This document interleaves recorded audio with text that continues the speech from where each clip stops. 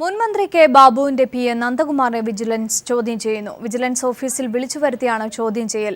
ബാബുവിന്റെ ബിനാമി ഇടപാടിന്റെ കൂടുതൽ വിവരങ്ങൾ പുറത്തുവന്നു. അതേസമയം ബാബുവിന്റെ വീട്ടിൽ നിന്ന് പിടിച്ചെടുത്ത രേഖകളും മറ്റും ഇന്ന് മൂവാറ്റുപുഴ വിജിലൻസ് കോടതിയിൽ ഹാജരാക്കും. സമീർ വഴങ്ങോട് തരും കൂടുതൽ വിവരങ്ങൾ. സമീർ, മോഹനൻ, ബാബുറാം എന്നിവർ ഉൾപ്പെടെ കെ ബാബുവിന്റെ ബിനാമികളുടെ കൂട്ടത്തിൽ ഒരുപക്ഷെ നന്ദകുമാറും ഉൾപ്പെട്ടിട്ടുണ്ടെന്നതിന്റെ സൂചനകൾ, സംശയത്തിന്റെ ബലത്തിലാണോ ഇപ്പോൾ വിജിലൻസ് നന്ദകുമാറിനെ ചോദ്യം ചെയ്യുന്നത്? മറ്റു വിവരങ്ങൾ കൂടി.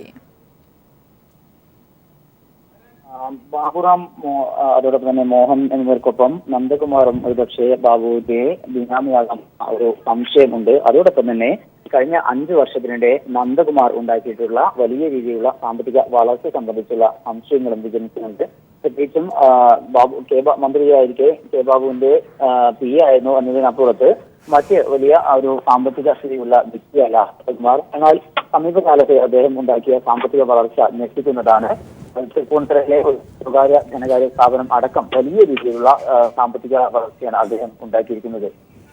പിന്നീടുള്ള സാമ്പത്തിക സ്രോതസ് എന്താണ് എന്നതാണ് വിജിലൻസ് ശ്രദ്ധിച്ചിരിക്കുന്നത്. പ്രത്യേകിച്ചും 25 വർഷം ഈ തൃപ്പൂണിത്തുറയുടെ MLA ആയിരുന്നു മന്ത്രി കെ ബാബു. എന്നാൽ കഴിഞ്ഞ 5 വർഷമാണ് അദ്ദേഹം മന്ത്രിയായത്. ഈ കഴിഞ്ഞ 5 വർഷത്തിനിടയിലാണ് അതോടൊപ്പം തന്നെ കെ ബാബുവിന്റെ അടുത്ത ബന്ധുക്കൾക്കും വലിയ രീതിയിലുള്ള സാമ്പത്തിക വളർച്ച ഉണ്ടായിട്ടുള്ളത്. അതുകൊണ്ട് തന്നെ ഇത് വലിയ രീതിയിലുള്ള അഴിമതിയുടെ കോഴയുടെ പണം ആണോ എന്നുള്ള സംശയം വലിയ രീതിയിൽ ബലപ്പെടുന്നു. പ്രത്യേകിച്ചും ബിനാമികളുടെ പേരിൽ ബാബു വലിയ രീതിയിലുള്ള പണം സമ്പാദിച്ചിട്ടുണ്ട് എന്നത് സംബന്ധിച്ച് കഴിഞ്ഞ ദിവസം മൂവാറ്റുപുഴ വിജിലൻസ് കോടതിയിൽ നൽകിയിട്ടുള്ള FIR തന്നെ ഇക്കാര്യം വിജിലൻസ് വ്യക്തമാക്കിയിരുന്നു. അതിനെ തുടർന്നായിരുന്നു കെ ബാബുവിനും ബാബുവിന്റെ ബിനാമികൾ എന്ന വിജിലൻസ് കണ്ടെത്തിയിട്ടുള്ള ബാബുറാമിനും മോഹനനും എതിരെ കേസെടുക്കുകയും ചെയ്തിരുന്നത്. അതിനു പിറകെ നടത്തിയിട്ടുള്ള പരിശോധനയിൽ 6 പരിശോധന നടന്നിരുന്നത്. ബാബുവിന്റെ വീട്ടിലും അതോടൊപ്പം തന്നെ 2 മക്കളുടെ വീട്ടിലും ഒപ്പം ഈ ബാബുറാമിന്റെയും മോഹന്റെയും വീട്ടിലും ധനകാര്യ സ്ഥാപനത്തിനുമായി 6 കഴിഞ്ഞ ദിവസം പരിശോധന നടത്തിയത്. ഇതിൽ വലിയ രീതിയിലുള്ള ക്രമക്കേടുകൾ സംബന്ധിച്ച് കെ ബാബു നടത്തിയിട്ടുള്ള ക്രമക്കേടുകൾ സംബന്ധിച്ചുള്ള രേഖകൾ വിജിലൻസ് സംഘം പിടിച്ചെടുത്തിരുന്നു. അതോടൊപ്പം തന്നെ 8 ലക്ഷം രൂപയും ഏതാനും ആഭരണങ്ങളും വിജിലൻസ് പിടിച്ചെടുത്തിരുന്നു. ഇതുമായി ബന്ധപ്പെട്ടെല്ലാം തന്നെ വിശദമായ പരിശോധന നടത്തേണ്ടതുണ്ട്. അതിന് മുന്നോടിയായിക്കൊണ്ടായിരിക്കും പിടിച്ചെടുത്ത വസ്തുക്കളെല്ലാം ഇന്ന് വിജിലൻസ് കോടതിയിൽ സമർപ്പിക്കുന്നത്. അതിനുശേഷം ആവശ്യമായ വസ്തുക്കൾ തിരികെ വാങ്ങുന്നതിന് പ്രത്യേകമായിട്ടുള്ള അപേക്ഷ നൽകും. അവ തിരിച്ചു വാങ്ങിയ ശേഷമായിരിക്കും വിശദമായിട്ടുള്ള പരിശോധനകൾ ഉണ്ടാവുക. അതോടൊപ്പം തന്നെ മറ്റു പ്രധാനപ്പെട്ട കാര്യം, കഴിഞ്ഞ ശനിയാഴ്ചയായിരുന്നു ഈ പരിശോധന. ആ പരിശോധനയെ തുടർന്നാണ് കെ ബാബുവിന്റെയും ബന്ധുക്കളുടെയും ബാങ്ക് അക്കൗണ്ടുകൾ മരവിപ്പിക്കണമെന്ന് കാണിച്ചുകൊണ്ട് എല്ലാം അതിന്റെ അക്കൗണ്ടുകളെല്ലാം തന്നെ ഫ്രീസ് ചെയ്യണമെന്ന് ആവശ്യപ്പെട്ടുകൊണ്ട് ബാങ്ക് അധികൃതർക്ക് വിജിലൻസ് കത്ത് നൽകിയിരുന്നു. അത്തരത്തിൽ 7 ഇടങ്ങളിലുള്ള ബാങ്ക് അക്കൗണ്ടുകളാണ് ഇത്തരത്തിൽ മരവിപ്പിച്ചിരുന്നത്.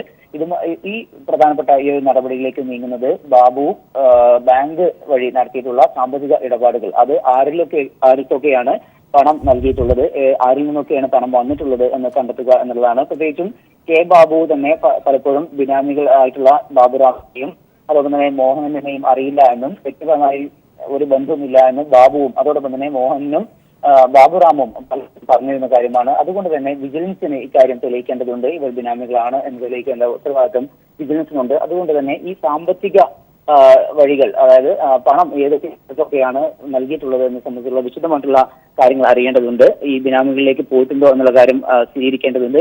അതിനുള്ള പരിശോധനകളാണ് മറ്റൊരു വിധത്തിൽ നടന്നുകൊണ്ടിരിക്കുന്നത്. ഏതായാലും ഇപ്പോൾ കെ ബാബുവിന്റെ PA ആയിരുന്ന നന്ദകുമാറിനെയാണ് വിശദമായി ചോദ്യം ചെയ്യുന്നത്.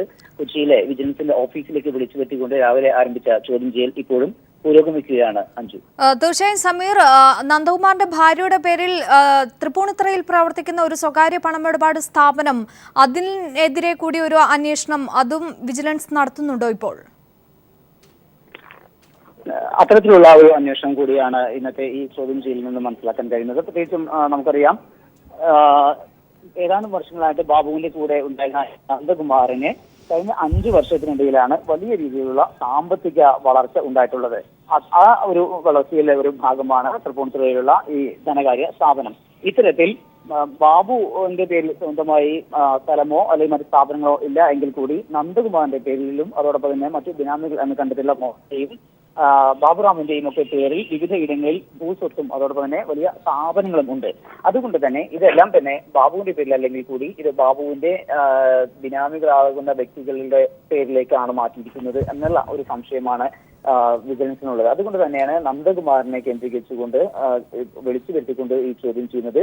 മറ്റൊരു പ്രധാനപ്പെട്ട കാര്യം, ഈ ധനകാര്യ സ്ഥാപനത്തെ സംബന്ധിച്ച് മാത്രമല്ല നന്ദകുമാറിന്റെ പേരുള്ള മറ്റു സ്ഥാപനങ്ങളെ സംബന്ധിച്ചും അതോടൊപ്പം തന്നെ ഭൂസ്വത്തുക്കളെ സംബന്ധിച്ചും വിശദമായിട്ടുള്ള ചോദ്യം ചെയ്യൽ തുടരുകയാണ്.